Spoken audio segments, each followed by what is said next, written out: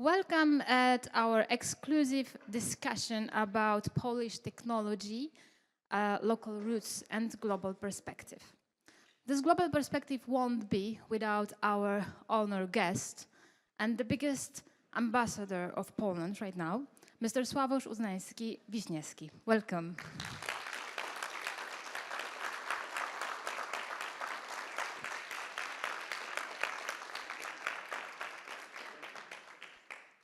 We are here in the epicenter of Warsaw, thanks to our partner, PKO BP Foundation. Thank you, Mr. Maciej Kuziemski. I'm not sure he's already here, but thank you, our partner.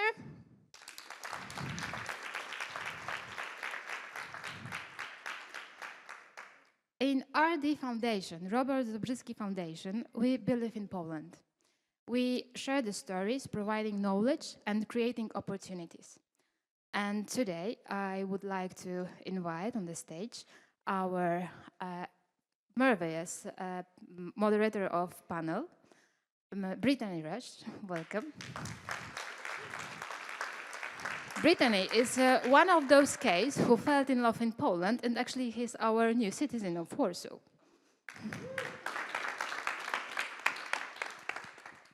Kocham Warszawie. Hello and good morning, everyone. Thank you so much for being here today for a very interesting conversation that's going to take us out of this world. So without further ado, I'd like to welcome up Sławosz to the stage so we can have this fireside chat. Sławosz, please. And of course, as he's making his way, I suppose everyone knows what you've been up to, but let's refresh their memory. Of course, Sławosz is just the second Pole to travel to outer space and the first to visit the International Space Station. Another round of applause for that incredible feat. Thank you, thank you. All right, we'll take a seat and we'll get into the conversation. We're going to have 30 minutes to talk about your journey, talk about the innovative spirit of Poland and your constant touring right now as you talk about what's going on in your journey, and then also what's next. So that's going to lay out what this conversation will look like for all of you. So first, Sławosz, let's get started. Your trip began a few months ago to the International Space Station, where you spent 20 days living, working. That had to be a dream come true. On one side, yes, that's definitely one of the dreams that came true for me. But to be honest, for me, it was always about work, engineering, science, and sharing this journey with as many people as possible. And if I can inspire some people, and some people are inspired by Poland being in space, for me, this is the biggest win. So I hope this is the case. And touring at the universities in Poland and giving now talks and speeches about the mission, I see this amazing energy, especially from young people who want to follow these steps. So this gives me even more energy to work further. So let's talk about the mission in general. What did you do aboard the International Space Station for 20 days? What is a day like working, living, sleeping, breathing, not on Earth, but up there? So imagine, for a moment, imagine that you're really high in the mountains and the air is thin and you have a headache and maybe you don't feel so well, and everything you have in your backpack. You sleep on the ice, you sleep on the snow, and you live in a small tent and you're there with a small crew, like 4 people. Living on the station is a bit similar. It's easier than in the mountains, I can tell you that. There is a bit more facilities, but I really like to use my experience from the mountains as an analog experience to work on the station.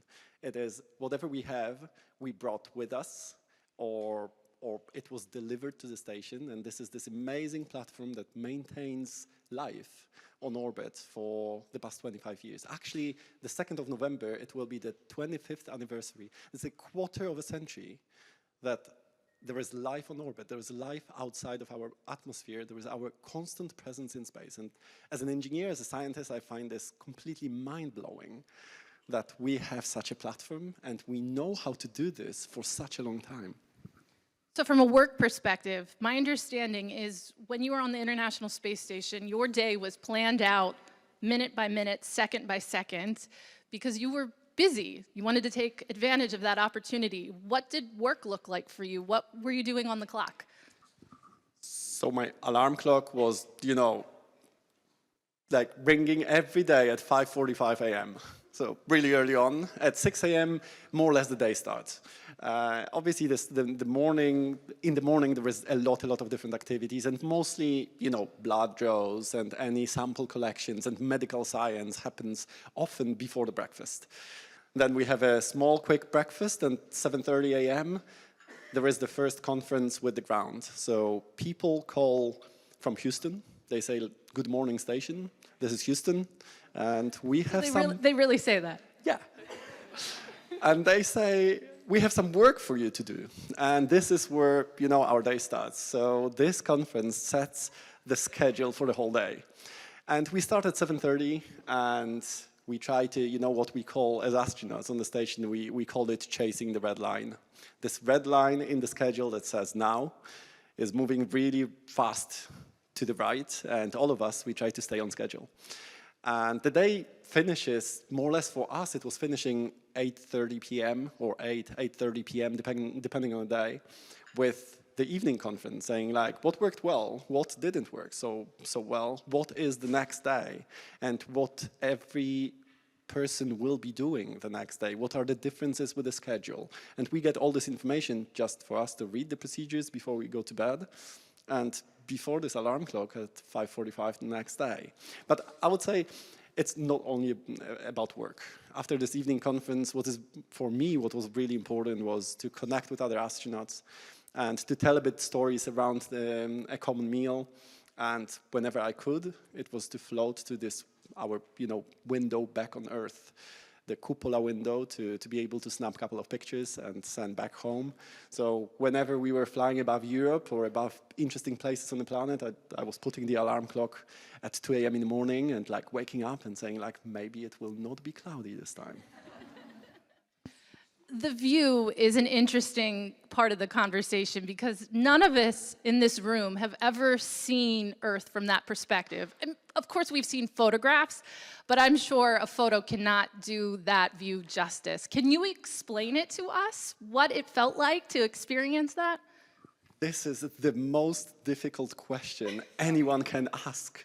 It's just because I lack words to describe how Earth looks from up there, from orbit, from this new perspective from space.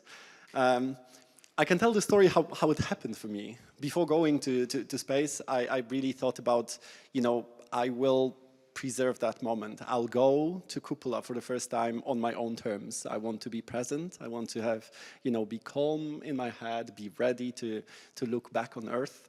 And how it happened is we docked to the station, we gave our first conference, we were overwhelmed with all, new sensory information, floating in space, all these systems, despite we knew them in this new environment, they looked differently. So we were so overstimulated. And the NASA crew told us, so let's go for a tour, let's visit our house. So we went for this tour and they said like, now you close your eyes and we will go to Cupola. I was like, whoa, I'm not ready for that. That was this moment. It happened just after docking, but I closed my eyes and I was, lowered head first in Cupola. So we need to flip, which is not so easy with your eyes closed and your first day. So that was a challenge. And then the NASA astronauts who have been living in the station for a couple of months, they said like, now open your eyes. And for me, that was that moment. That was an amazing moment to opening my eyes and looking on Earth for the first time from that perspective. I saw Earth through the small window of the Dragon capsule on my way up to the station, but that was something completely different. What I realized how big Earth is, I was at this altitude of 400 kilometers, so I don't know how many miles, 260 miles, something like that. And on one side, it is so far, but it felt so close, like as if I could touch Earth from up there. Like it's such an amazing view. This felt really, palpable, being in Cupola. And it didn't matter where we were. It didn't matter if it was above Europe or the United States or in the middle of Pacific Ocean. It didn't matter so much that I cannot recall even where we were above the planet. What mattered is looking at Earth, you know, in this panoramic view of 360 degrees, where Earth was so bright and so blue. I think we are all biased by Google Maps. And the Mercator projection of our map, that for certain reasons we use it, but it seems like, you know, oceans and land is more or less 50-50, 50% this. And no, it's like, especially on the orbit of the ISS, it feels more like 75-80% of the oceans. The Pacific Oceans is massive. And I had so many different emotions in my head, you know, like being really moved and happy, and there was a lot of joy, but a lot of sentiment. And I felt, as a human being, I felt this really, really strong connection towards Earth and everyone who is on the planet, all my family, my closed ones. And so this took me some time to work through these emotions.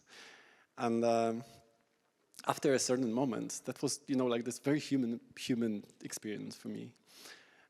And then after a certain moment, I started noticing, oh, there is a bit of land, there are some islands, where are we? And so that was the next thoughts in my head. And the following thoughts was, I started to notice the solar panels and the Canadarm and, you know, all this structure, these big radiators that, you know, irradiate heat towards the outer space, and these solar panels generating power, maintaining us, you know, in life on orbit. And as a scientist, as an engineer, I was really, really proud that we have such a home on orbit that, you know, maintains life for a quarter of a century. And it's like completely, you know, I was completely amazed knowing that, you know, at that moment I felt, you know, really truly myself as a person connected to Earth, as myself as a scientist engineer connected to this station, this lab that I am about to start working on, and bringing all these results for hundreds of people here on the ground that are waiting for these results. So yeah, I don't know, like I drifted off a bit telling this story, and it's okay. It always happens. You can, because I think you're the only one that can tell this story in this room. You do bring up, though, these experiments and the other part of your work, aside from the beautiful view you got to take in. My understanding is there was 13 different experiments that you went through while you were aboard the International Space Station. All of these experiments were supplied by Polish engineers, Polish scientists, Polish innovators. I don't want to tell you to pick one in particular, because I'm sure that's really difficult, but what did you learn from going through all of these different experiments? Is there things you could share with the audience today? Yeah, that's we brought 13 experiments from Poland, and what is amazing, this is for the first time Polish companies and laboratories and science institutes had access to this, I think, the most advanced, the most amazing scientific laboratory that we can imagine. So I think for me that was a big pride and a big privilege to, as a Polish person, to go and execute these experiments, to do work for other people. But 13 were Polish, but there is, often we forget there were many more. We did experiments in collaborations, international wide collaborations together with the European Space Agency. I think I had 5 more with Hungary, with India, and with the United States. So actually space is such a big endeavor that is this amazing, truly international big collaboration where now we as Poland belong. And we have our address in space, and we had our destination to the International Space Station. So we really, as a country, we belong to this world of developed, technologically advanced countries that we have access to this laboratory, and not only access. When the European Space Agency opened the call for experiments, it was open just for 4 weeks. In August 2023, as you can imagine for scientists, you know, writing all these proposals in the middle of August, it's not the best time in the year, yet still we had 66 proposals, but the funding allowed only 13 to be implemented. The funding and my time in orbit. So I think this is really truly amazing that on the mission, I was visible in orbit doing, all these experiments, but there were over 500 people on the ground in Poland and at ESA, Axiom Space, NASA, working to make this mission happen. And we often forget how tremendous effort that is and how truly wide collaborations have to, contribute to such endeavors as space missions. And I think what I learned, I think the most is without people, you cannot achieve these goals. And all big goals involve many, many people who have to work together. You're just as good as your team, right? And your team isn't just the people you worked with on the mission. Your team is all of Poland, because I'm sure this mission, of course, is an accomplishment for yourself personally, but this really speaks to the accomplishment of the Polish people and this country, the people in this room. What do you think your mission did for a sense of Polish identity, Polish pride, and just the future of this country and the innovative spirit that exists here?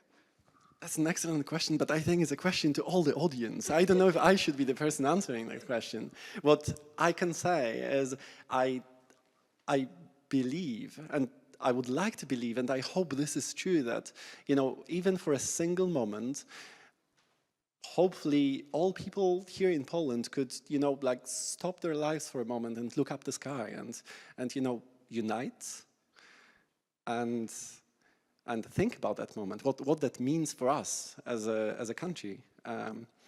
I get emotional when I tell about this, because I really think this is really important to build that identity and connect to what we all achieved. It wasn't my mission, it was a mission of Polish people. And I would like to believe that is true, and I would like to believe I didn't see what was happening on the ground. I saw, myself chasing the red line at that moment, but I was told that there was such an amazing energy on the ground, people chasing the ISS and every morning waking up really early on to try to see if the ISS is flying above the horizon. So all this gives me a lot of energy, motivation and joy to keep on going. And I really want to believe that these moments connect us all in a certain way. And despite everyday differences and discussions that we have and arguments, which are important, from time to time we become unity, we become a community that looks in the same direction. So you heard that, everyone. You have a mission, you have homework tonight. Look up at the sky. And if it's cloudy, it can wait till Saturday. But you have a job to do, so please, let's fulfill that dream of yours. Regarding the mission, this is also the first time that Poland led a mission. Of course, you were the second Pole to go into outer space, but to lead a mission, what does that say about the trajectory of Polish innovation, of Polish space exploration? I have this tendency to say this is just the beginning, and the mission is just the beginning. And I don't know if the mission is this beginning. I think it's just a symbol that we can go much further. And today we can execute and lead a space mission. So tomorrow there is virtually no limits. Sky is not the limit anymore. And we can keep on going, and really our future depends on our ambitions, but not only ambitions, how we implement these ambitions later on, how we derive the vision out of that, and in which direction we are going. And I hope we will have. I heard this sentence, I think, during last weekend, one of the panels I participated to, that our biggest risk is not that we have too ambitious goals and we don't achieve them. Our biggest risk is our goals are not ambitious enough and we do achieve them. And I really believe that. I really think we have to dream big, we have to derive big ambitions, but we need to turn these into goals and these goals into plans. And these plans are already achievable with small steps and certain roads, that are never very, very straight. They have many, many turns and changes of decisions, but the main important thing is to move towards a goal. And even if the road is long, it's still better than, sitting in one place. 100%. And your message isn't just being shared to this group of folks. You have been projecting this message for months now. Your mission has been continuous. You got back to Earth, and your work got even more aggressive. You've been touring all across Poland. You've been going to schools. You've been speaking with young people. You've been speaking with business leaders. Why are you continuing to work so hard, and why is this something you enjoy doing? Because I think that Poland is in this unique place in its history and in unique place in Europe where we innovate well, we move fast in Poland and we feel this energy. Like when I go to Poland, it's quite interesting because in September this year I came back to Poland after 20 years of living abroad.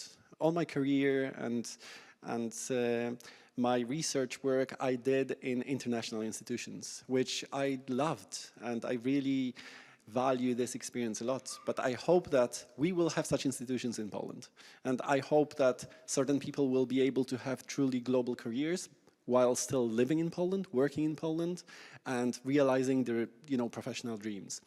And I think Poland is in this unique place that is developing much faster than the other countries in the European Union, especially the Western and older part of the European Union.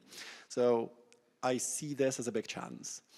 And you're also coming back to Poland, and I think there are certain reasons for that. So I don't know if I should be the only one speaking, but in today's global world with the Asian economy is developing so fast, and the United States as well developing so fast, where Europe struggles to keep on. I think Central and Eastern Europe, and especially Poland as the biggest economy of Central and Eastern Europe, has a role to play.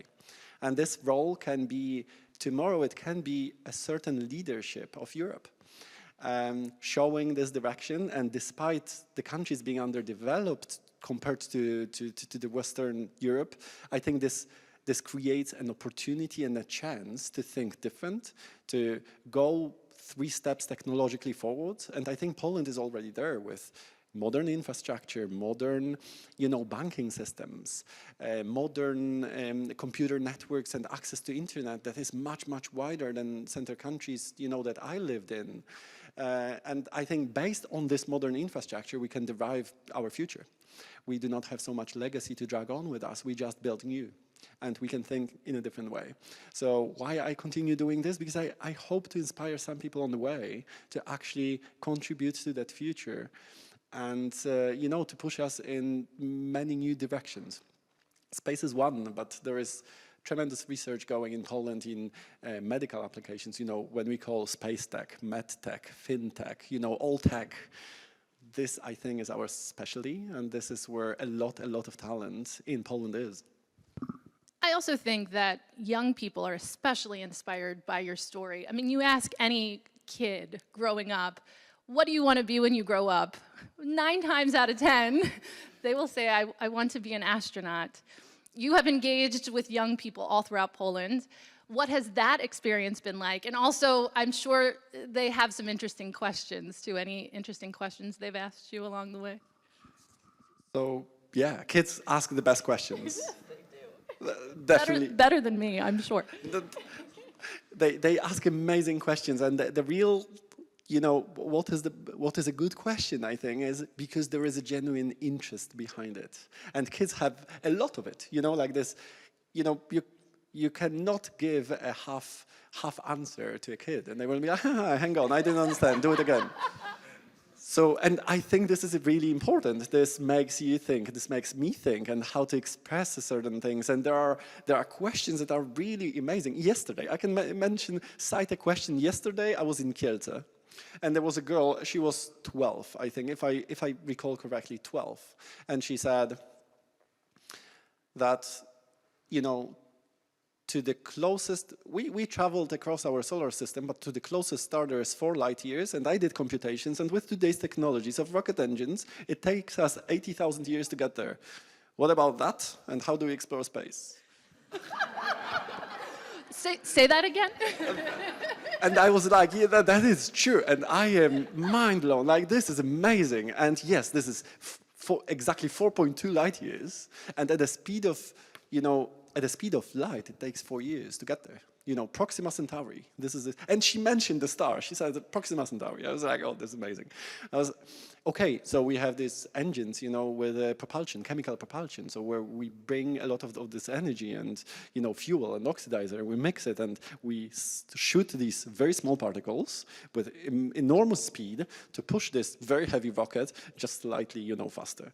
And I was like, okay, so what are the next technologies? And Europe and the United States are working on these technologies, to ion engines, and they generate a much smaller thrust, but small thrust over a very, very long time develops in enormous speeds. One direction of research, second direction, nuclear propulsion, and I found myself giving lectures on propulsion and rocket engines to a 12-year-old girl who was genuinely interested in these technologies. I was like, this is mind-blowing. I hope you will become a rocket scientist. We have a few minutes left in our conversation. Before I ask my final question, I just want to let everyone know that you do have an opportunity yourself to ask a question to Sławosz. We will have about a 10-minute Q&A with the audience, so please start thinking about anything you're curious about. We will have a microphone that will go around the room, and you can ask him a question. Anything is fair game, and if you feel more comfortable asking in Polish, that's okay too. Okay, Sławosz, of course now we need to have the conversation about what's next. What is possible? Will there be Poles? Will there be Americans? Will there be human beings on Mars in our lifetime? Do you think that is something we could see in the future? What's next for the Polish space innovation industry? I need to stay consistent, so I'll say everything is possible. Within the laws of physics. Let's be more precise as an engineer. But yeah, that is, I actually believe that. We know how to go to Mars and we know how to land on Mars, and we did send probes to Mars. Maybe we have some problems to expose, human beings to such amount of radiation to go to Mars, but we know that how to overcome this as well. It just costs a lot. So the real question is, what are our ambitions? What are our political decisions and funding behind to achieve these goals? So this is one of the answers. But really concretely, what it means. In Europe, next month, in November, we have a meeting at the European Space Agency that will decide our future for the next 3 years. Actually, the future of Europe in space technology, where we are going. The real question is where we will be at this meeting as Poland, as a country, and how big as a contributor we want to be to build that future together with Europe. So that's one of the questions. I know that there are ambitions in Poland to create a site of the European Space Agency, and I hope this will happen.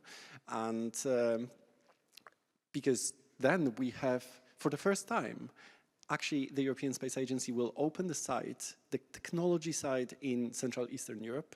Us being the biggest economy, this causes a lot of, gives a lot of possibilities, but also it can use Polish talent and in-source Polish talent to build our future. So that's one of the plans. Obviously, I hope I'll stay in the ESA astronaut corps. And this will be decided as well next month. So what will happen and what will be ahead of me for the next years to come. And I think I had a discussion today. I think it's for Poland, and being one of the 20 biggest economies that, with the GDP of $1 trillion, I had to think between Polish and English, $1 trillion of GDP, not having a representation in the astronaut corps that is so technologically visible globally would be a waste of soft negotiation power internationally. So I hope we will manage to secure that place, not only for myself, but for future Polish astronauts, and with an S at the end. Other countries, some of the countries in Europe have multiple astronauts in the corps. In the United States, there is, tens, probably now 60, 70, 80 active astronauts. For the moment, we have one until the end of the year. The real question is what the future will bring, and will we be able to secure not only technology programs, but also our representation and our global technology diplomacy to be able to build our future in the global world. Not only, taking care of the internal markets, but space economy is global. And we need to go out as well internationally to build the image of Poland, to be able to collaborate, bring capital, and become much bigger players. I think this goes to the message that you beamed down from outer space. Cosmos dla wszystkich, right? Space is for everyone. And this is a global team effort. All right, everyone. Well, we do have some time for audience questions. Does anyone have a question? Please raise your hand. Yes, please. Hi, Marcin Moczeruk. Genuinely curious. You mentioned about Mars and flying to Mars.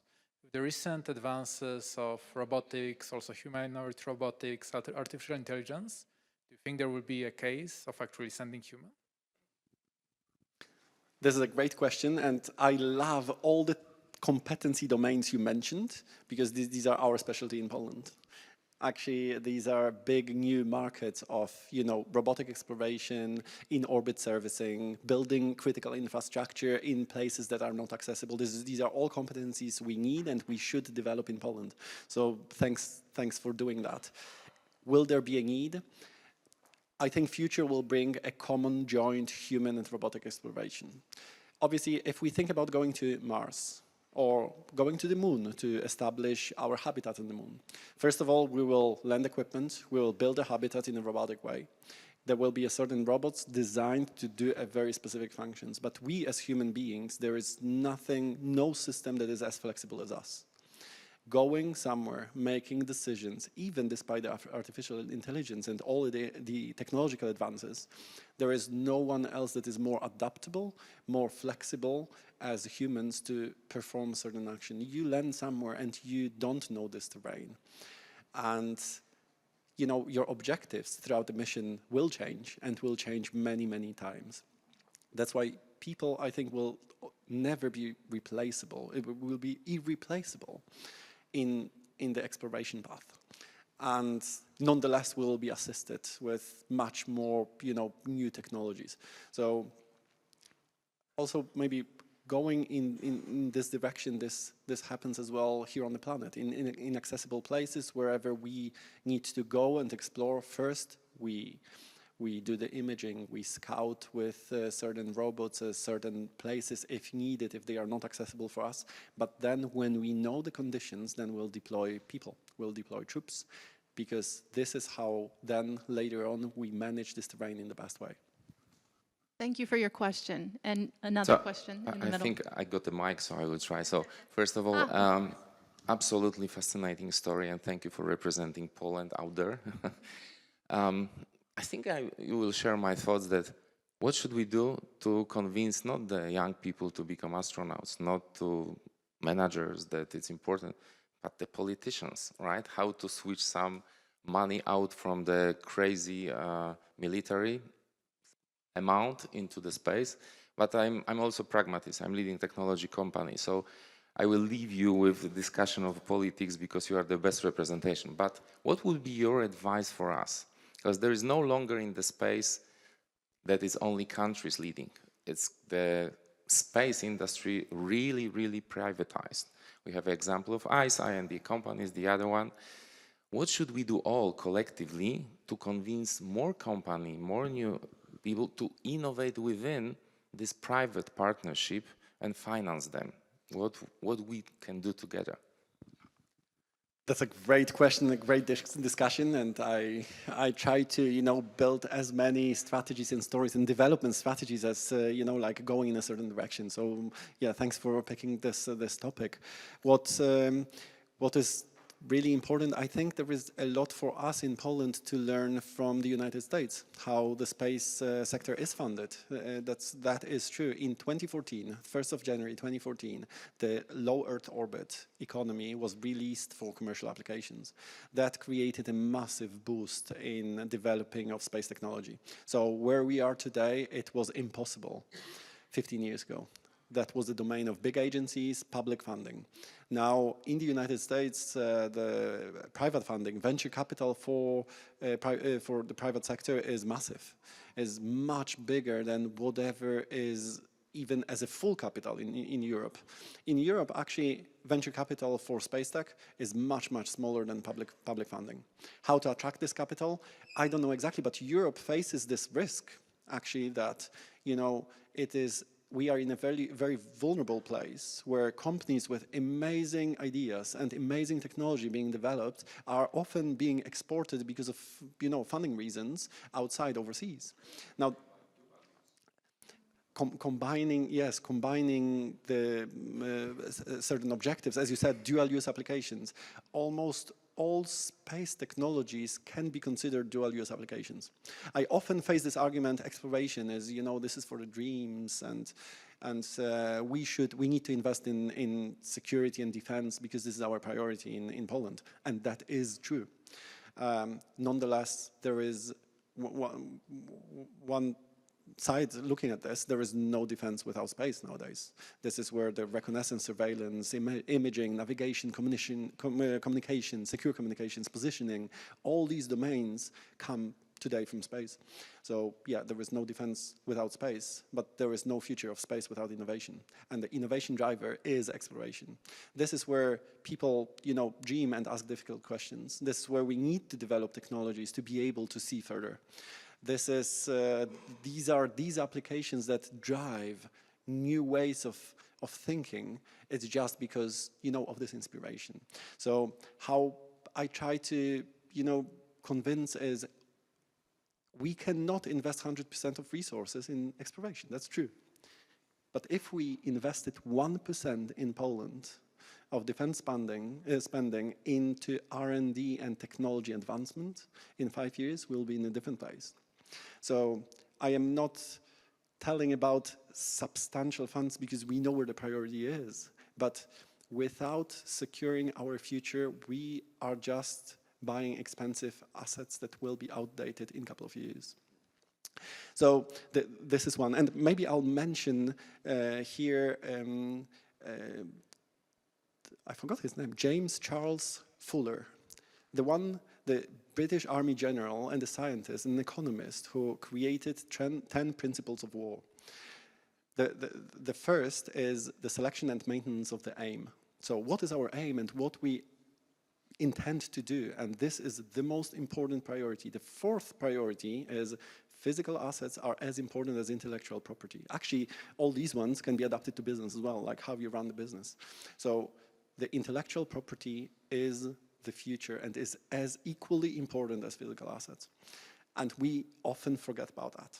So we think that these physical assets guarantee security, but without the technology, future, innovation, and being able to catch up with the world, you lose your added advantage. And so maybe the certain redistribution of funds could help. And there is an argument to be said nowadays where space exploration can become a pillar of national security. I feel like that conversation has been started around the world. Oh yeah, and this conversation in the United States started in the 50s. So this is not new. Even these ideas, when I told about this national lab, a space national lab in Poland, this is not a new idea. National labs in the United States is a history, like if you think about this, the history of the Second World War and Manhattan Project. This is Los Alamos and Oak Ridge. If you think about the space race and space technology, Huntsville, Alabama, where the rocket program started. If you look at Huntsville today, it employs 50,000 engineers, 50,000 people within FBI, NASA, even the U.S. Space Command nowadays is in Huntsville, Alabama, on one campus. There is this big highway where 50,000 people go, one direction, in the morning, and the other direction, the other way, to innovate and build the future for security. This is a big defense campus with all these extra activities around. So these ideas are not new, and we know exactly how to guarantee that future. We just need to, believe that we are able as well to implement this technology of the future in Poland. And I hope this Polish mission demonstrates that we are able to do this. We executed 100 experiments of the companies that had for the first time access to space, and all of them with, delivered, executed, and we reached 127% of mission objectives. It has never happened in the history of the human spaceflight. Mission accomplished and mission continues. As for this event and as for this conversation, unfortunately, we only have a few seconds remaining, but luckily for all of you, Sławosz is not done today. He will be a part of the panel discussion that is coming up shortly, and there will be another Q&A to follow that panel discussion. So please, if you did not get your question addressed now, you will have another opportunity to do so soon. Sławosz, thank you so very much for taking the time. Thank you. Thank you, everyone. Right now, let me welcome Mr. Ambassador Marka Brzezińskiego. Thank you so much, Malvina. Thank you, ladies and gentlemen, for coming this morning. I have to tell you, as someone who has cared intensely about Poland throughout my life, this is really a beautiful moment to discuss Poland's technological local roots and to see how it can advance its global reach. We'll continue this discussion with astronaut Sławosz Uznański, Minister of Development and Technology, Michał Baranowski, Magda Dziewguć, the Director of Google Cloud, and Honorata Hencel, who is Boeing's leader for Poland and Ukraine. Please join me on the stage. Okay, thank you for coming.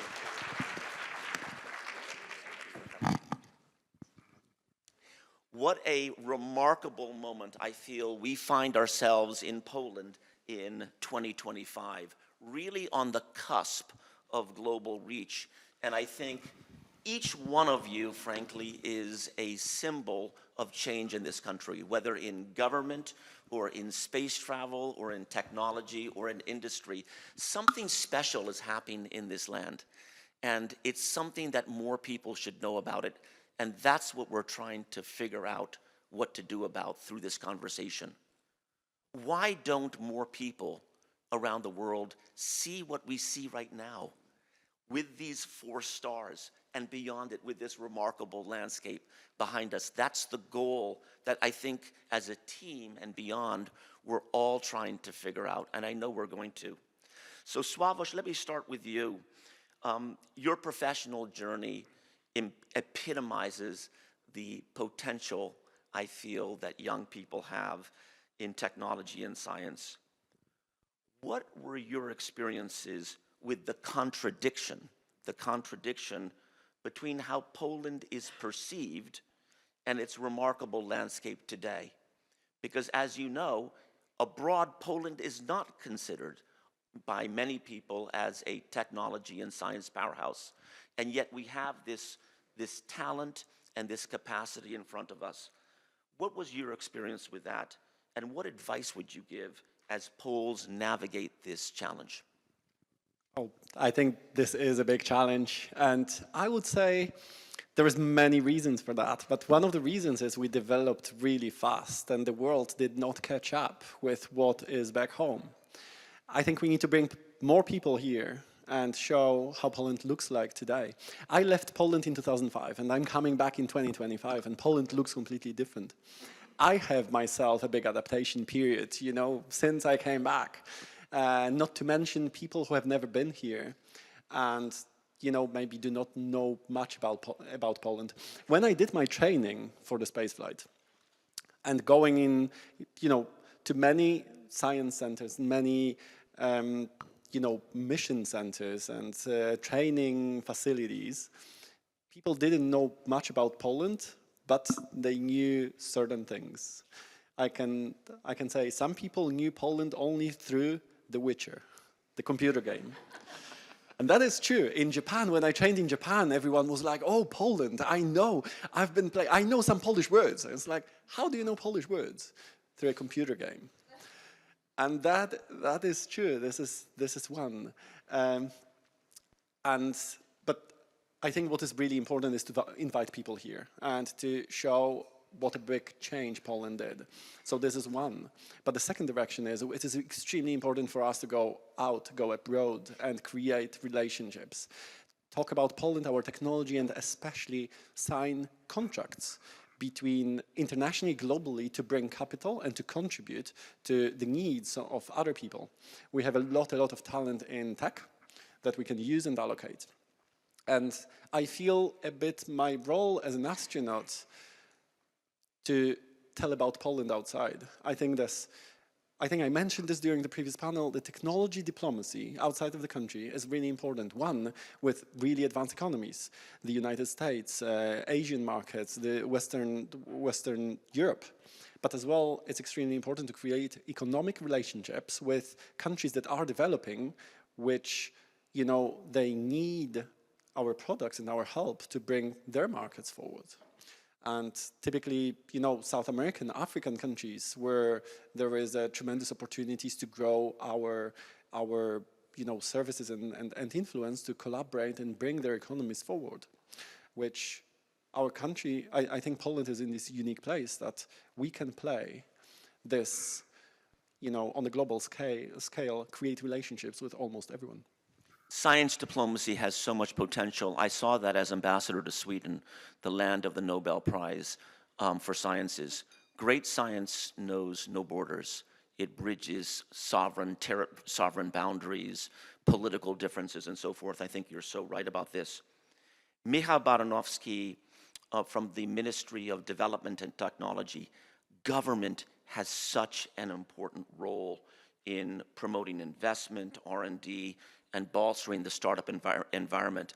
As ambassador to Poland, I can tell you the US government promoted American investment, companies, science and technology every single day at the US residence. Olga and I were constantly hosting American companies to showcase what they offer here in Poland.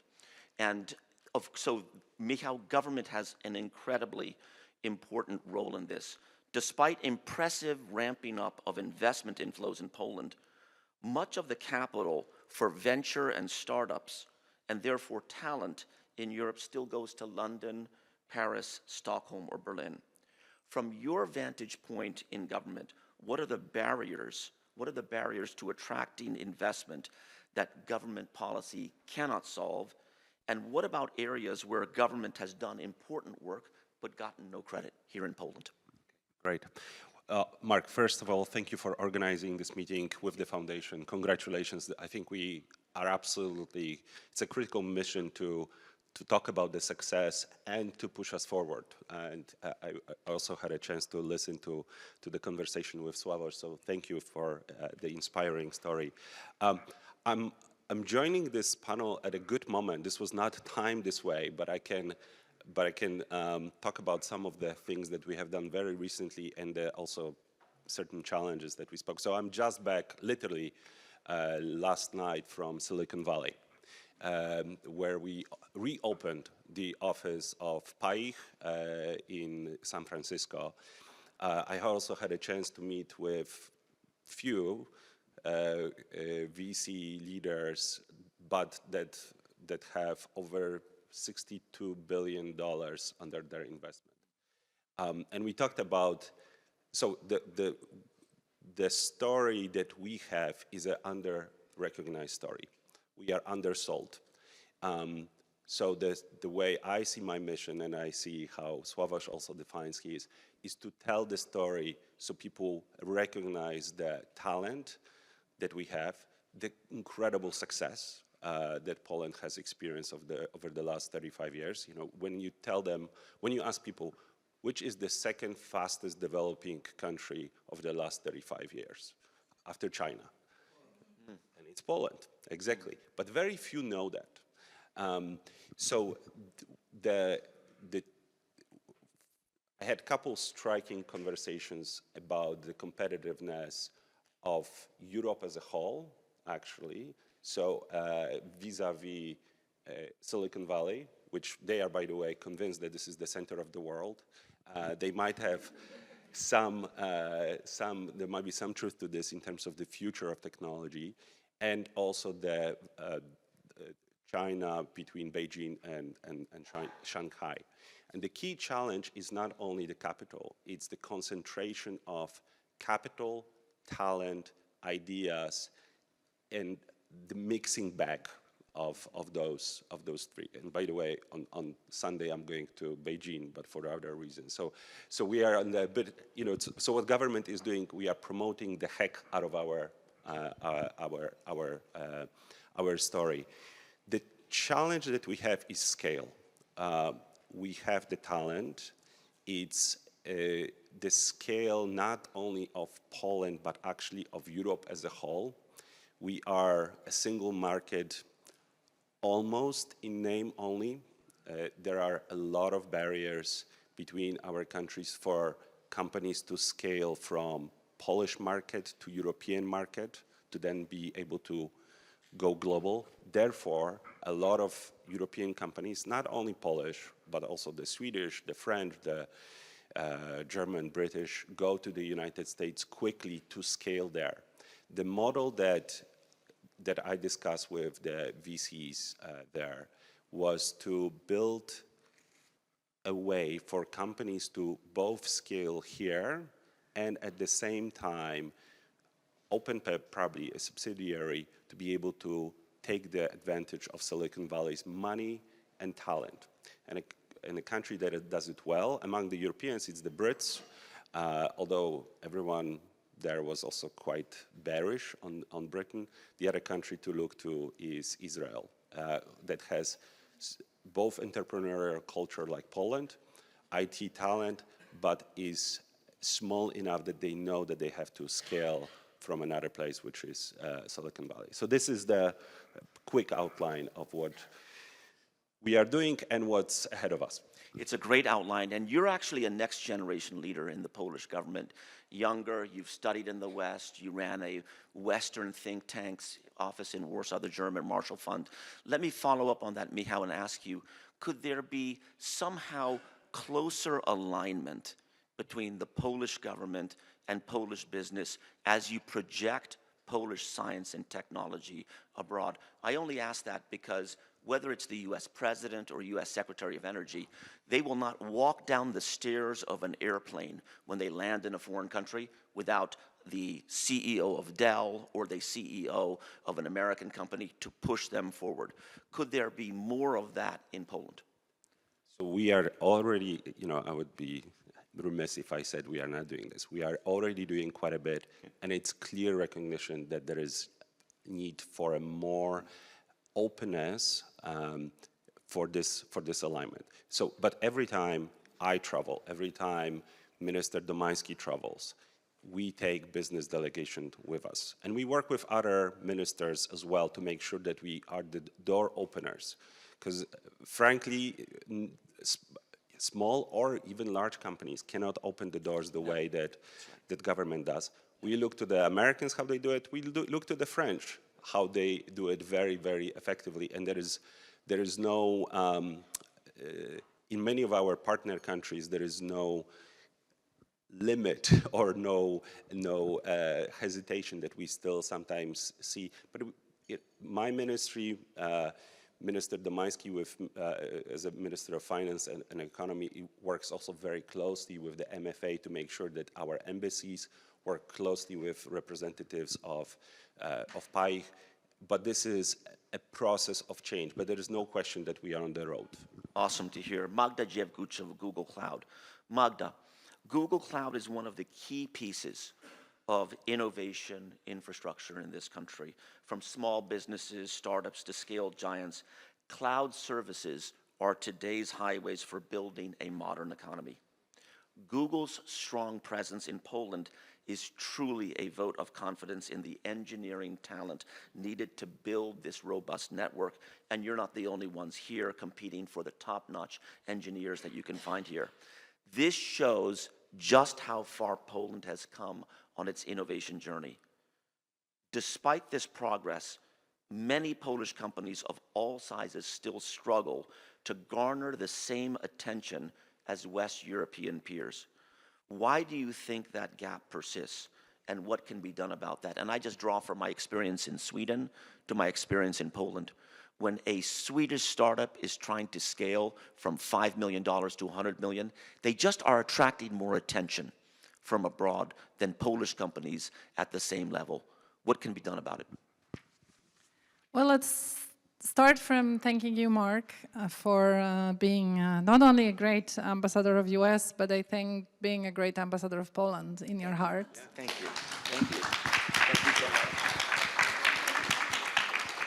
And even today we feel that, and also your passion to make Poland more visible and more loved as it deserves is something we all appreciate. I want to say one thing. It's not really about Google. That Google is an American stock-listed company, and those companies are really data-driven. So they are not taking decision based on the fact that Poland is nice or nice people come from Poland. They are taking decision based on the evaluation of the assets.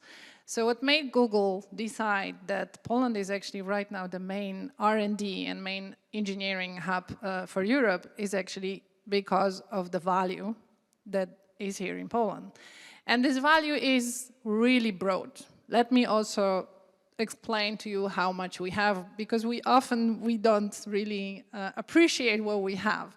This underappreciation of what we have is part of Polish DNA. So for sure, this is a high quality of education and also very diverse education, because technologies are not built only based on the mathematics. It's also built based on the creativity, art, ability to dream, ability to structure the dream.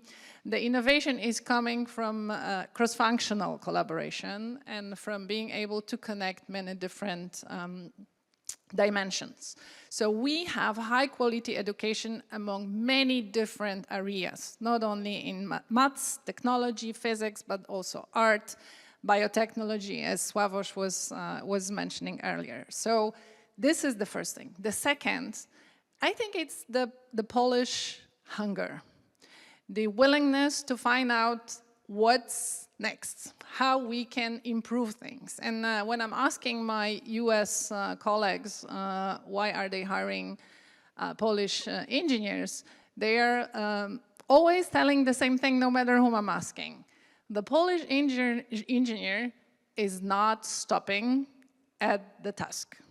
The Polish engineer is always looking on how to make it better. How to change something, how to improve it, how to find a shortcut, workaround, hole. So this job is never done. And this curiosity, this willingness to find something different is actually part of our DNA. Third, which was mentioned here, is the infrastructure. And the infrastructure is a broad term. First of all, we really need to be proud of the connectivity infrastructure that we have. The quality of data transmission, the fiber optics networks, the data centers that we have built across the years is incomparable to anything existing in Europe today. But the second, even more important thing is actually people, engineers, network engineers who are able to support that infrastructure and grow further this infrastructure. There are really not many networking engineers in Europe. I would even say big portion of those are coming from Poland, which is very important for the further development. I could continue for a long time. I don't know how much time we have, but let me add very, very important part, which is actually software development. The future of the technology is not right now in the infrastructure. The future of the technology is in development of AI applications.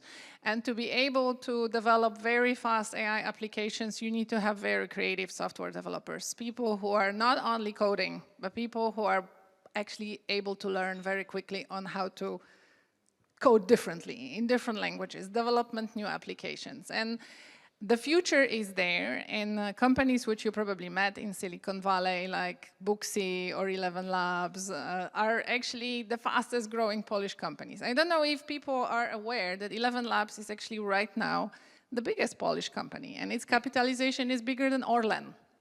And this company was actually developed in 3 years, and is right now #1 global companies when it comes to audio generated by AI. We're going to see many more companies like this coming in the next years. I'm confident. That's why Google is investing here, and many more US tech companies, but also European tech companies are coming here to get access to those assets. Polish engineers taking technology to the next level. Honorata Hencel, from leader of Boeing in Poland and Ukraine, thank you for coming today. Let me ask you about a booming sector in Poland right now, the defense sector. Since Russia's invasion of Ukraine, we've seen a surge of defense innovation and, frankly, defense investment by foreign companies in Poland, especially young innovators alongside their peers in Ukraine are making low-cost, high-impact defense tech right here in Poland, and that's not lost on the big defense primes from around the world. From your perch at Boeing, how do you see this defense innovation wave changing the perception of Poland abroad? What do both big and small players need to do to leverage this crisis for good? And I can tell you, just as a former US ambassador, I've never seen the focus of the American defense industry on Poland pertaining to what's made in Poland, what's innovated in Poland, and what's being improved in Poland, like right now. Honorata. Thank you for the question, and thank you so much for having me. Well, first of all, I wanted just to remind everybody that Boeing operates in commercial space defense, as Mark said, but defense is clubbed together with space, as per our division. So obviously, just as Sławosz mentioned before, it's very important to understand how these two domains work together, as well as services, which are the modern services that we mentioned before. So defense has enormously shifted the priorities for many big companies, not only companies that had this legacy in working in the domain before, but also we see many new emerging players in the domain. And definitely this is one of the highlights for the Polish economy, to tap into that. And, you know, it's really important, Mark, when you were introducing the panel, you mentioned that I represent the industry. And I'm delighted with that. Thank you for that, because I believe that this is a keyword in this discussion. Many people need to understand that defense is not only about, you know, modern technological solutions, but it's also about scalable production and how to, you know, enhance whatever we are producing to create solutions in the short term, because, you know, the risks are imminent, the threats are imminent, and also how to make these things better, how to make them also interoperable to actually address the needs that, you know, the geopolitical situation creates. So as for your question, really, you know, two things that I'd like to maybe reflect on from the first discussion with Sławosz here is, first of all, what defense has changed for the companies in Poland and also for Boeing in Poland and in Ukraine is definitely the sense of purpose, the sense of mission, and, you know, this direction, this high-level direction, how we are shaping our priorities. So actually, you know, I'm with the Boeing for more than 10 years right now. When I started in Boeing, we had no defense division in Boeing, except for the part where we were actually offering some solutions platforms to the Polish government. And over 2 years ago, we started with defense engineering, both in Gdańsk and Rzeszów, now also covering that in Warsaw. And we currently have almost 100 people. And Poland has become, for Boeing, one of the two countries where we are able, in the world, where we are able to work on the platforms, military platforms that are actually being used in US. So that's quite a recognition. We're very proud of that. And by the way, I love this, this comment about us not over-promoting what we do in Poland. I just came back from Japan. And I was speaking to some Japanese people, and they're like, oh, you're from Poland. We love Polish people. I'm like, how's that? And they're like, very proud people. Very proud people. So we are perceived as proud. The question is like, you know, what does it really sell in the qualities? So, but that is important, that as much as the world, you know, looking at Poland, I'm sure even looking from space, the geopolitics probably also get you up there. You know, we have this new sense of purpose, like how our industry and how our new technology should be applied to this new purpose. So this is important. But what is important, I think the focus on defense, also for the Boeing company, has brought the focus on the product. And one thing that I really see as a needed enhancement for the Polish economy, for the Polish identity beyond Poland, is the question of like what's being produced in Poland, what we are not having outsourced and like service from Poland, but what is really coming from Poland as a product. And this is the big potential probably for this space business. We have some of the best students organizations we have around space in Poland, I think are the best space industry players that we have. For example, So I think this identity through something that's produced out of Poland, it's very important to maintain it, and we had this discussions with Mr. Minister. Then the second thing, tapping into the product thing, you know, again, we started having 100 engineers that work on the defense in the last 2 years. Do you think we hired just new people that had defense industry experience from the market? No. Plenty of them we actually took from other domains, and I know everybody loves now the dual use phrase, but it's not really only about the dual use, it's about understanding which competencies and then which domains can have this multi-use. And again, we spoke about communication, navigation, we're talking about critical infrastructure, cybersecurity, right? There's so many things that can be reapplied into different places. And I think this is important for people in Poland to understand how they can reapply their skills into the domains that are in need. And I'll maybe conclude with this one statement. I believe that Poland has a great chance to become the new global leader, not because we are the 20th economy, which, by the way, it's incredible to see, really, you know, while I'm still working here. But it's important to understand that this is a pivotal moment, and I think we have a lot of things that are needed for success, but we need to put them in the right places. We have research institutes, we have ministries and government that is willing to make changes, we have great representatives of Polish science and engineering. We have all of you who are interested in this subject, and it's a question in this pivotal moment where we can apply it. And I believe in those trade missions. We have to continue to do trade missions, and we also have to decide what Poland should be recognized as in terms of that identity. Is it cyber, is it defense?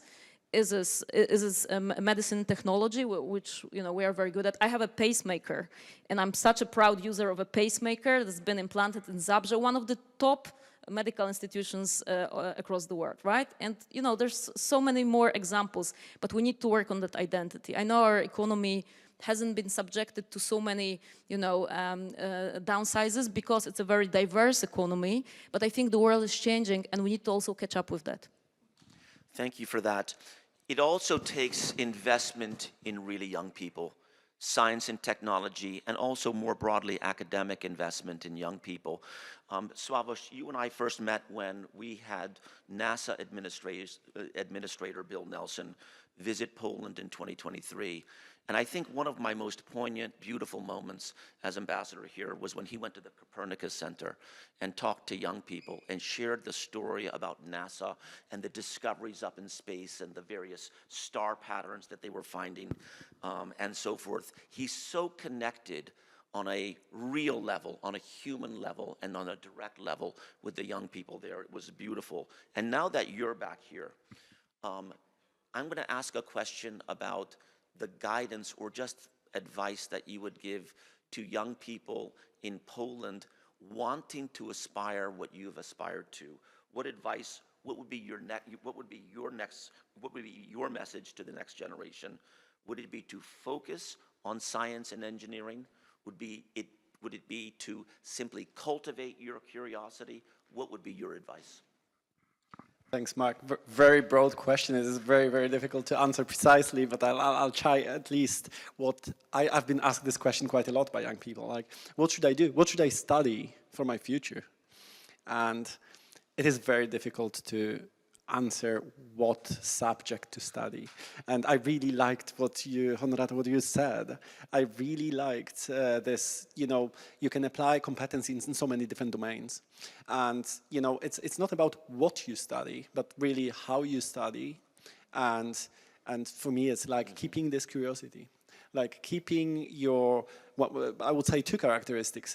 I think I have a lot of this in myself, you know, like a curiosity of a 5-year-old child that asks how the world works. And, you know, like I kept it. Today, I am asking exactly the same questions, and this pushes me to build knowledge. And, you know, how this works, and then I'll try to pull it apart and then understand and read about that and maybe put it back together in slightly a different configuration to understand what I can do with that and how to go further.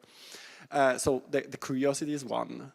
And the second, I think, is perseverance. And this is so undervalued today especially in such a fast-paced world that we have. You know, like we have such a short focus span nowadays. And keeping, you know, being perseverant, and especially when you know, our challenges become big, and we don't know how to overcome these ones. And this is what I tell to young people. I learned the most when I was finding myself in the lab, you know, in the electronics lab at 2 a.m. in the morning. My system had to work the next day.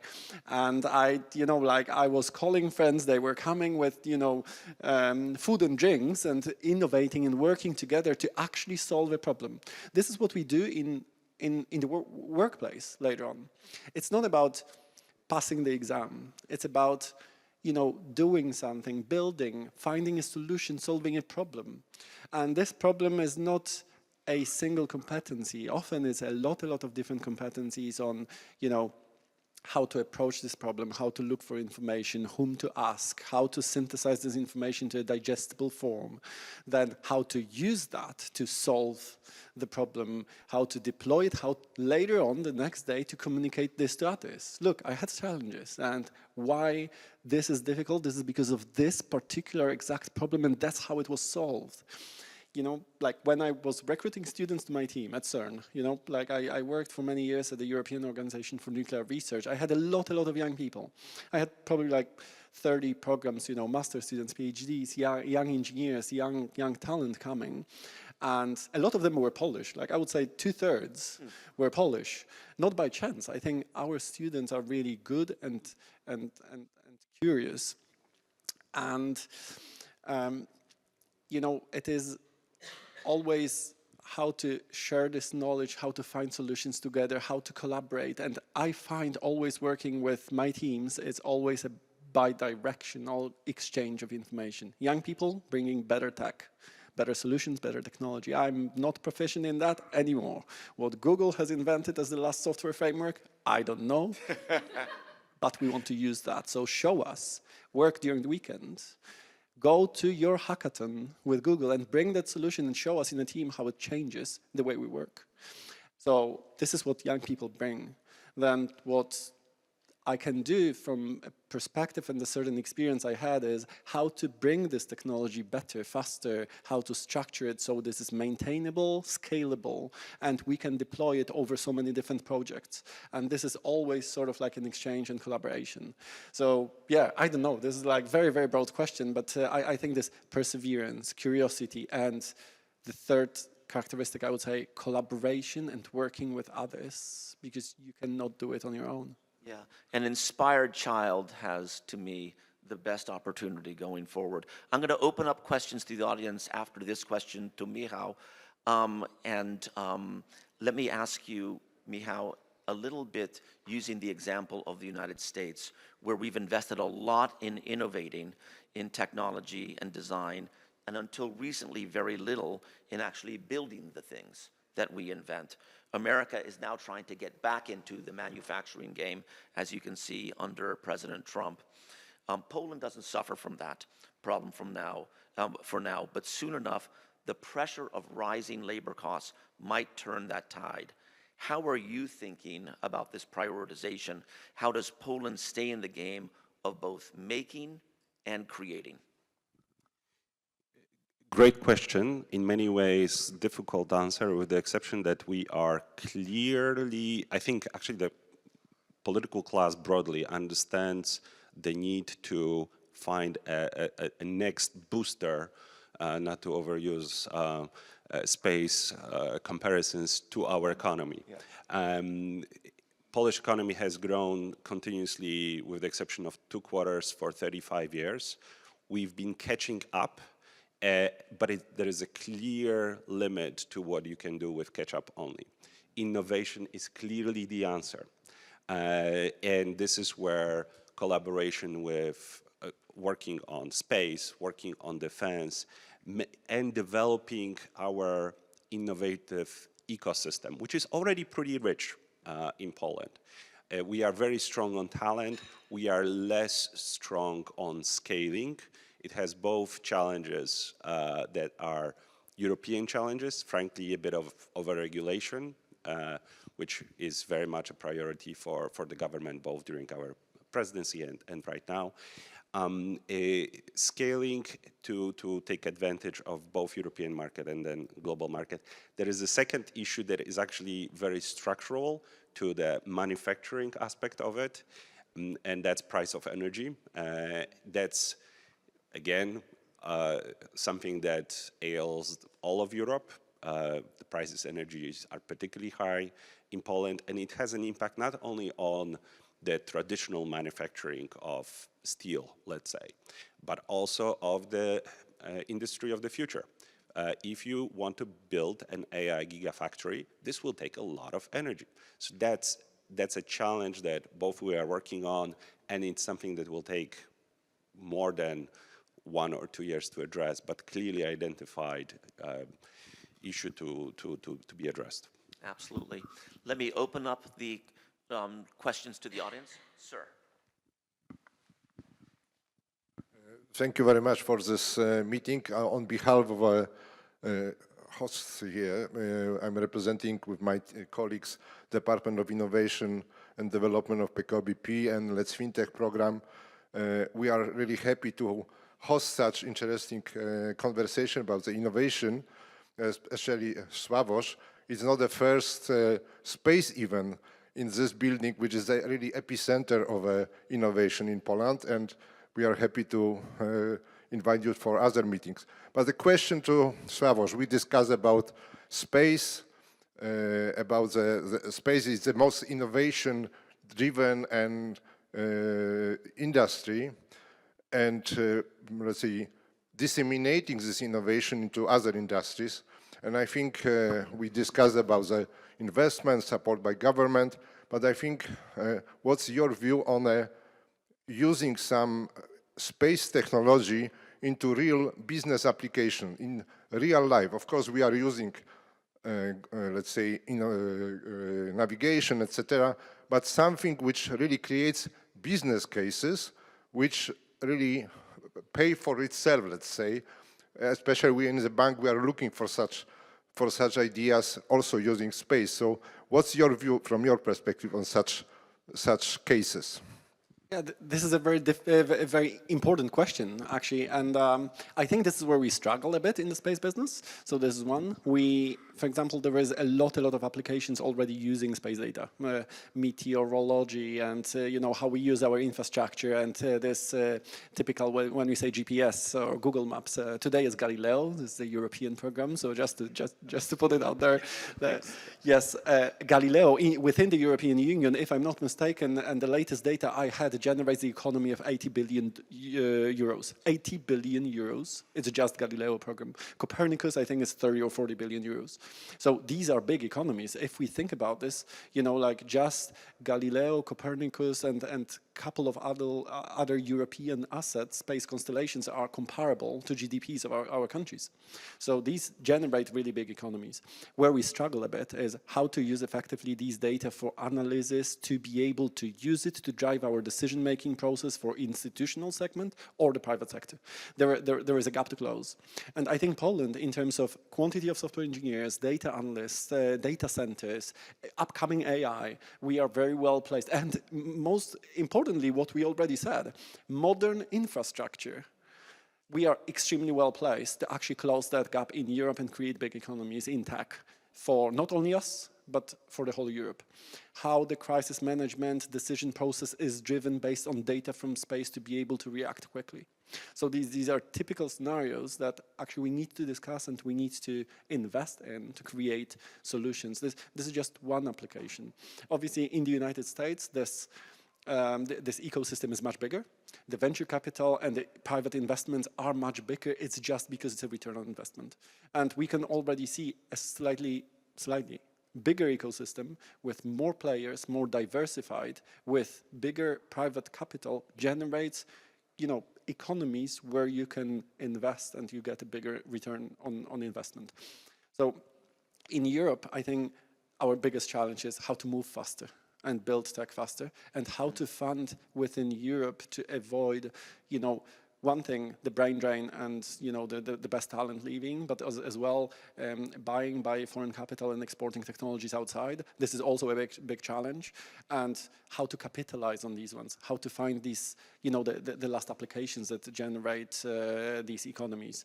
So these are actually today really big questions in the space sector, and obviously I am slightly on the different end of this ecosystem. I'm on this end of innovation driven, and how to create and transfer this innovation into real life applications. So without that, we do not really have the future, because we need this innovation, but also within this ecosystem, how we use it economically better to create business. Let me follow up that question by asking Honorata, Magda, and Michał kind of what you draw from today's kind of compelling cases on how to frame and rework the Polish innovation landscape. You've heard different perspectives, and you represent, as I put it colloquially, industry, tech, and government. What would be one thing each of you are going to commit to doing after leaving this conversation to contribute to this cause as you go back to your various leadership positions? You have the ability to kind of set the agenda and set priorities. What would be one thing that you would take away, kind of generally speaking, from this conversation, back to Boeing, back to Google, back to the Tusk government, to say, this is actually something that's operationalizable and that I'm going to do? Honorata? Yeah, I'm very, as you see, keen to respond to this. I mean, definitely many things, both on personal and corporate level. But one thing that really strikes me from today's conversation is the fact that we really believe that we have a lot of institutions and a lot of players that are inclined to make the change, the difference. And I believe the scalability issue or concern that Minister Baranowski has raised it's an important one.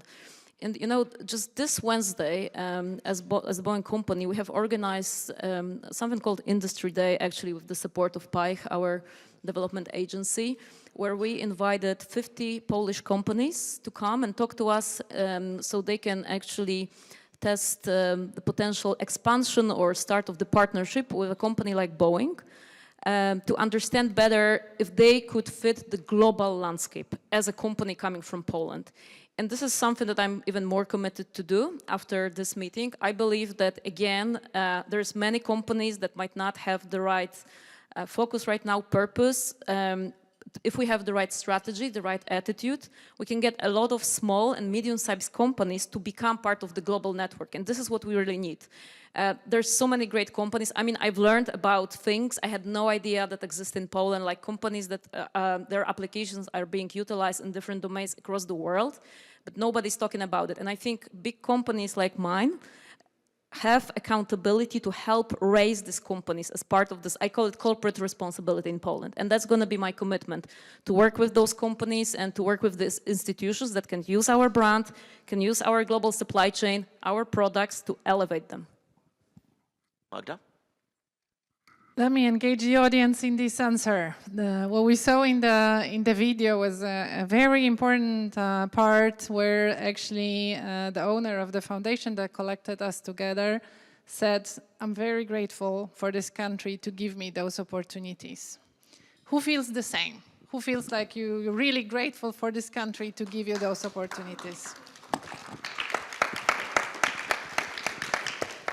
This is our strength. We were given opportunities, but in our Polish culture context, we are also giving back. So I want to give back, and I want all of you to feel like we are giving back even more opportunities. Not only for young people, but also for people who want to move to Poland, who want to bring their talents here, who want to actually create this collaboration, those teams that will go behind Poland and who will create more opportunities. This is a very important moment to do it at scale, because what worries me a lot is that too many people are talking about war and defense, while we should be building peace. And our opportunities are coming actually from the fact that people were more focused on peace than war. Just imagine, Cold War was not so long time ago. And in a deep communism, I still remember tanks on the street of Szczecin. Nobody was believing in those opportunities, but they were given to us. So we have to focus now on those opportunities that will build peace for others. Michał? Very inspiring answer. And I love that we all feel the connection, the pride, but that it's a positive pride. And I see it both in this room, but also in Poles working in international companies that bring this perspective also to their environments. Okay, Mark, you wanted one thing. I have three, but Please. quickly. Please. Yes. And I love that it's such a good American feature that, you know, what's the follow-up? What is the commitment? What are you going to do? Love it. Okay, so one clear thing is promote Poland, and promote Poland in two specific ways. One is we are finishing up, and that's an effort that is led by ministry, developing a marka of Polish marka Poland. Brand, exactly. Well, yeah, exactly. But we call it, there you go. But it will be unified brand. Okay. So we can, again, Poland is undersold, and we're gonna sell it better with resources put in one place, Marka Poland. Second thing is the alignment between economy and diplomacy. So diplomatic economy. Economic diplomacy, actually, economic diplomacy. And that's, again, an effort that I can lead, Minister Domański, Minister Sikorski, we are all really on the same page. We need to make sure that all of our ambassadors are on the same page, many of them are, and all of our trade and investment representatives. And the third thing is building the ecosystem that is already strong, and we need to make it stronger. One very specific effort that we are working on, I cannot mention the name just yet, but we are working on bringing one of the biggest tech conferences, building also an ecosystem to Poland. So when this happens, I'll let you all know, and that's something that will really give a boost to our ecosystem beyond Poland, beyond Europe. It's really a global effort. Thanks. No question that Poland is hot right now, and that I'm getting questions from literally all over the world about what are the opportunities here and wanting to learn more about it. But let me close by turning once again to Sławosz and ask about something that's a little bit intangible, but incredibly important, and that's inspiration. And let me start by saying, Sławosz, you inspired this country from 1,000 miles up that way by talking and sharing science and sharing your story every day. I can't tell you how many people asked me, did you see Sławosz this morning from the space, from up there in the sky, and this type of thing.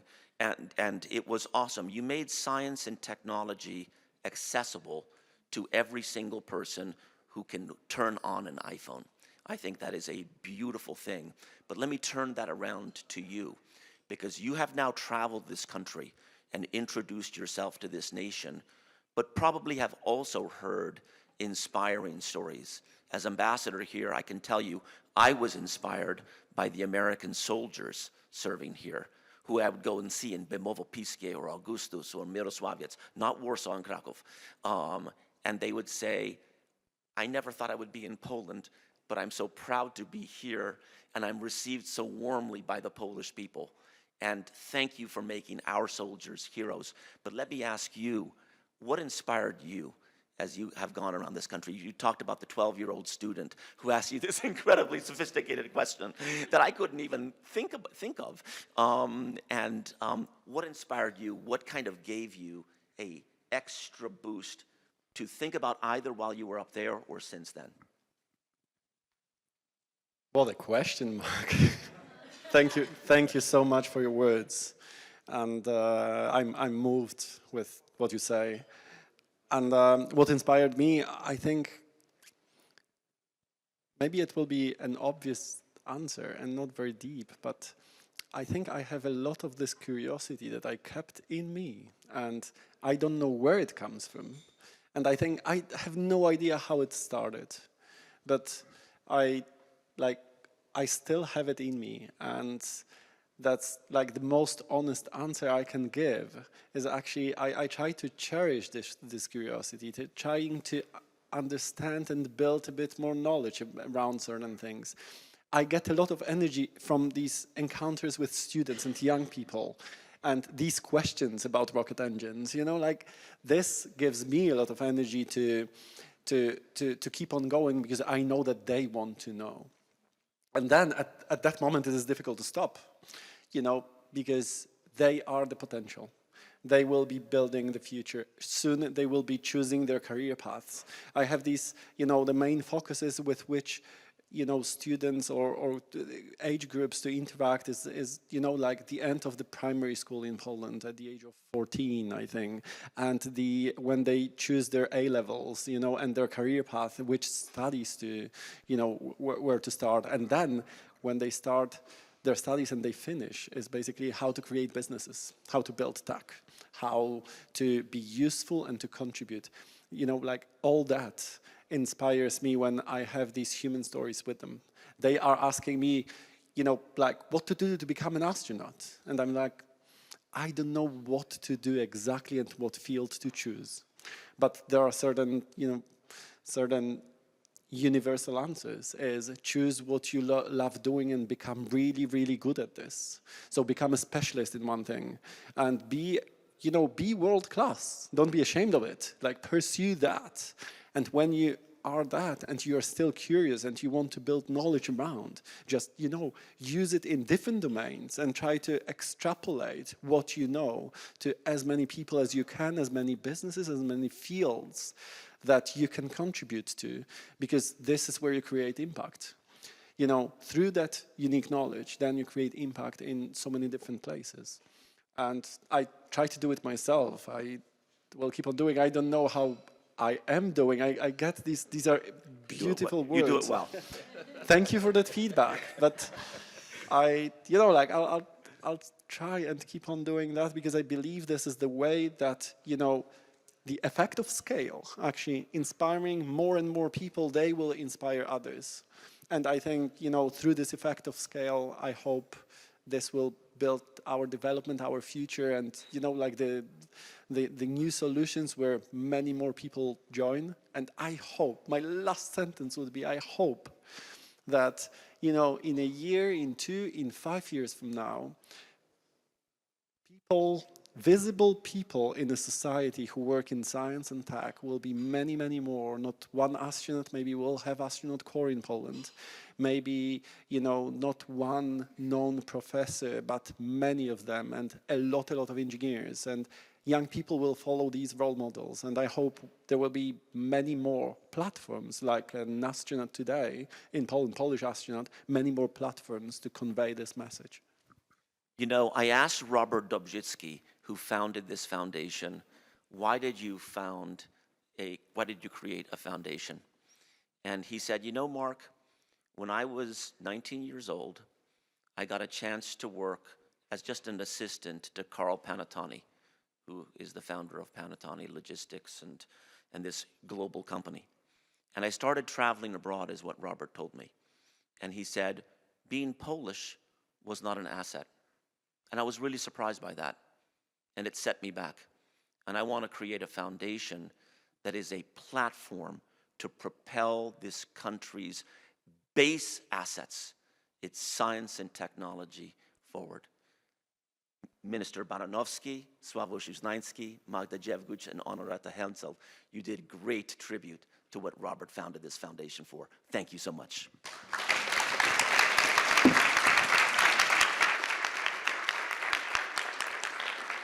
Thank you, Mark.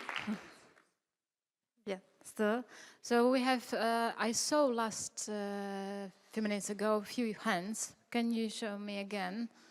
Hands for the questions. I remember one another, and okay. So we also? Yes. Perfect. So as we are in the first row. So now it's my turn. Hi, it's Olga Leonowicz, entrepreneur and activist. Thank you so much for this discussion and especially for setting the follow-up.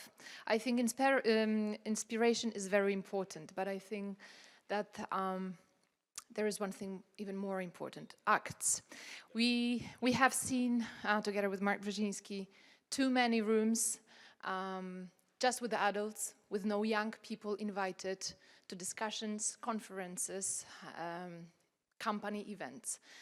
We saw too many rooms with just men, no women in there. We talked to too many representatives of different foundations where young people were saying that they feel a little bit like victims of the ageism, that they very often hear, oh, what she may know, she's too young. Oh, what he may know, he's just a student. So actually right now we are also facing, situations where we are being invited to the university and the dean is much more important and relevant than students. And we are actually challenging the convention. And I guess I just want to build on what you said, and I want to encourage everyone to first challenge the convention, to undertake these little acts of bringing young people to the room, to open the door for them, and to, of course, inspire them, but also give them responsibility in the government, in companies, in the business, in the politics. And thank you so much for everything you're doing. Thank you. Thank you, Olga. Question, Marcin. Thank you. Good morning. Marcin Nowacki from ZPP, Polish Employers Group. We are quite active at the EU level with regulations, also on defense and space. These days we are working on the EU Space Act, which I appreciate we are trying to open the single market for the space sector. But still, knowing what's happening, the financing is the issue, and our solutions, I mean, the question to Sławosz and potentially all of you is about Polish tech solutions that potentially you used up there in the space. Are there any? I mean, can you call 3, 5 tech solutions from Poland that we're currently using? Because let me just quote some numbers in terms of financing. At the EU level, we spent 0.07% of GDP for space. In US, 0.25, even higher numbers in China, India, and Japan. So recently we had the issue with financing the Polish reactor. I mean, it's, coming from business, I must be critical, I must be open. This is a big issue. So what's your take on financing and currently available Polish tech solutions?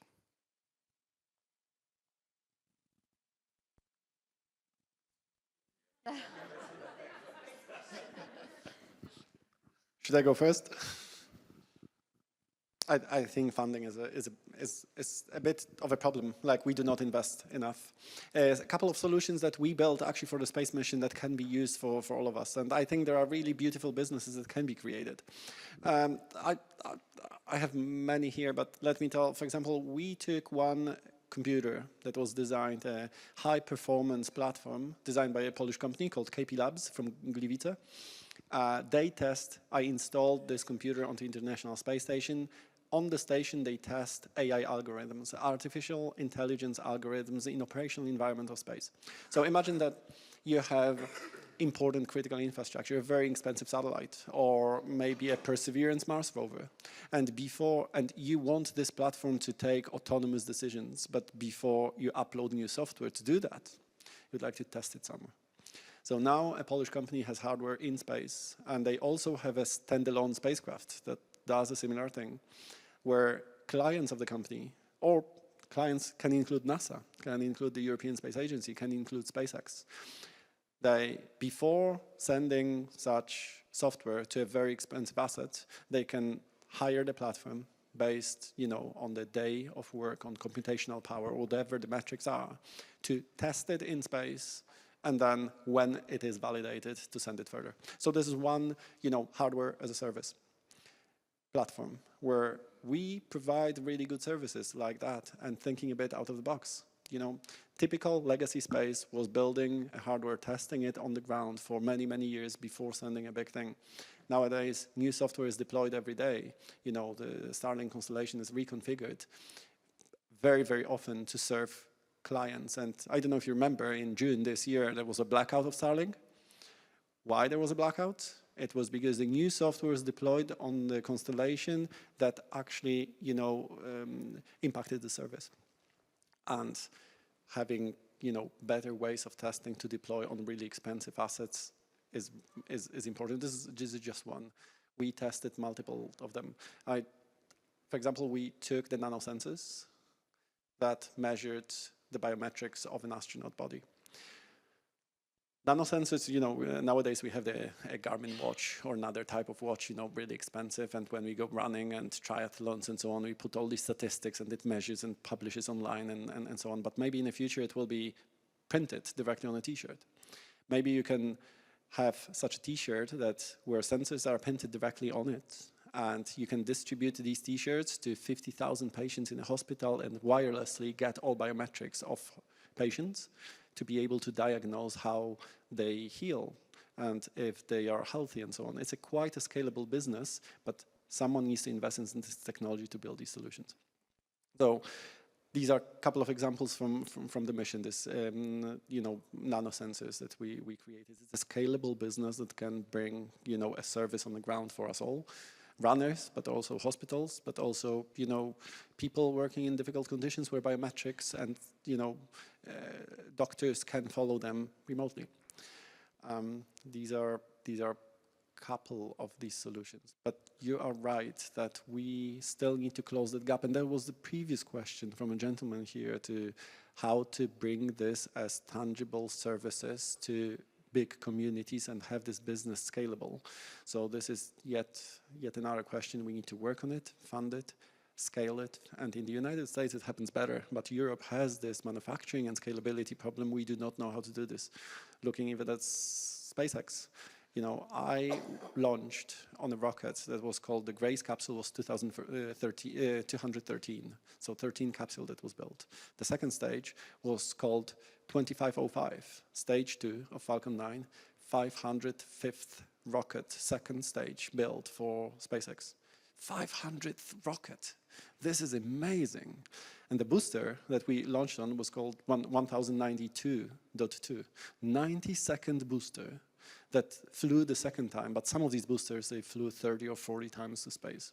So this reusability, the scalability of production and, the blue-collar workforce in the United States contributing to tech projects is massive. And in Europe, I feel often we see, as engineers, we sit in front of the computer in clean offices, but where's the factory floor? And what is the exchange of people between the factory floor and the designers? How often the designers visit the factory floor? What is this collaboration? How healthy that is? How fast we can bring these solutions? I think we still have a lot to do. And for the funding, I'll pass on to Michał here. Yeah, it was more fun to be a think tanker and not be asked about funding. But there is another little aspect of it. So I represent Minister of Finance and Economy, but today I really represent the Minister of Economy. The finance people have a little bit different perspective, where basically, there are various priorities, there are competing priorities. But from the perspective of Ministry of Economy, which is easier because we are the ones that work with businesses and we spend the money for promotion and development. One thing I would say, and I wish that the pot was infinite, right? But it's not. The pot that is very substantial, both at the European level and at domestic level, is defense, of course. Both from our budget, and of course everyone knows about the SAFE program, which is now, by the way, coordinated by a great person who is also a great person to invite to this kind of conversation, Magda Sobkowiak. What I'm working on with few people pulled together across government is making that pot more flexible. It's right now pretty inflexible. We need to make it more flexible so we can invest as a country in new startups that are in defense space, in space, and in dual use. And that would this would not necessarily create something new, but the flexibility given, given that next year we'll be spending 200 billion on defense, and we have another almost 200 billion coming from Europe, will have the effect of, in fact, a new budget line. So that's what, and we are actually quite advanced on this. This is fortunately not something that comes only from this discussion. Thanks. Let me just add to what Michał's saying, that I think the smartest single thing and the Polish government is doing now to really boost technology base in Poland is insisting, especially that the defense companies that want to come and sell things here, that they make things here, and that they refurbish and maintain things here. And that they design here things. Think of this.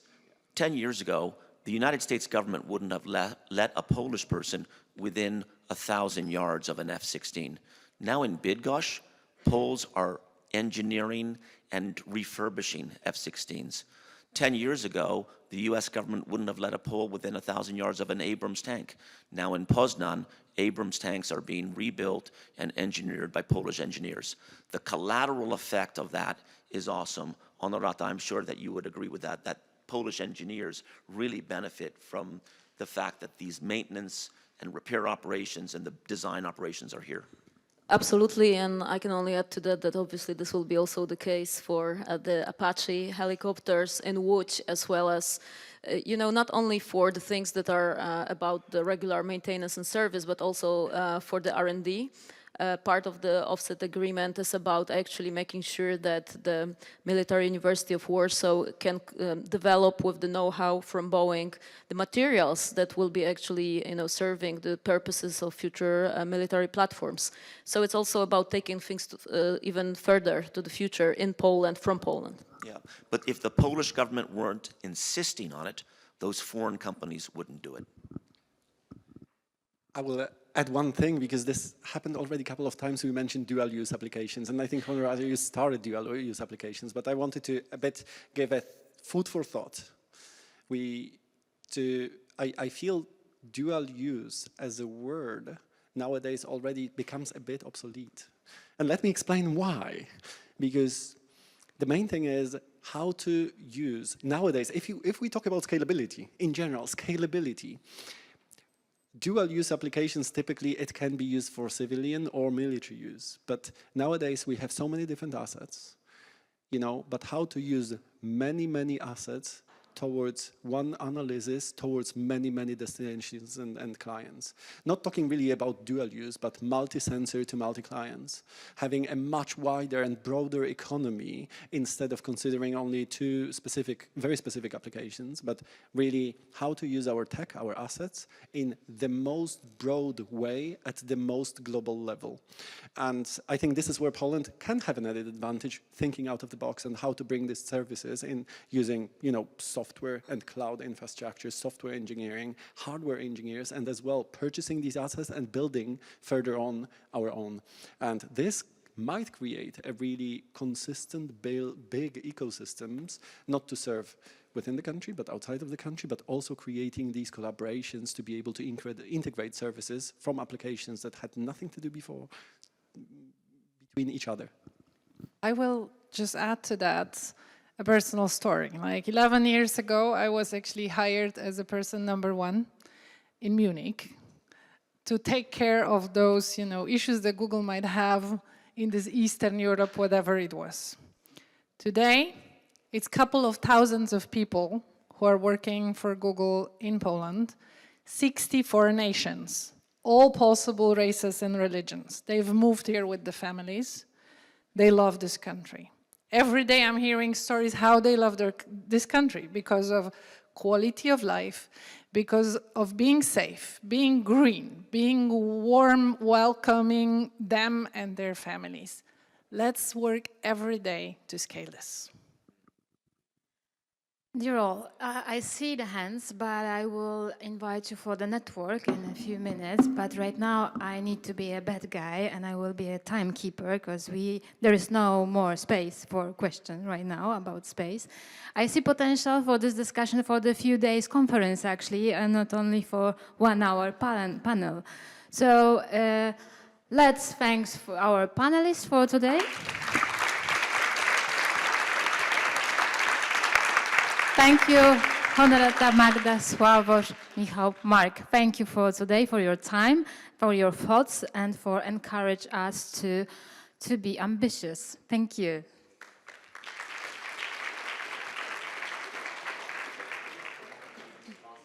Dear all, thank you for today, for your presence, for the really nice time. And for the Roberts Foundation, please follow us on social media, because there will be something new to come.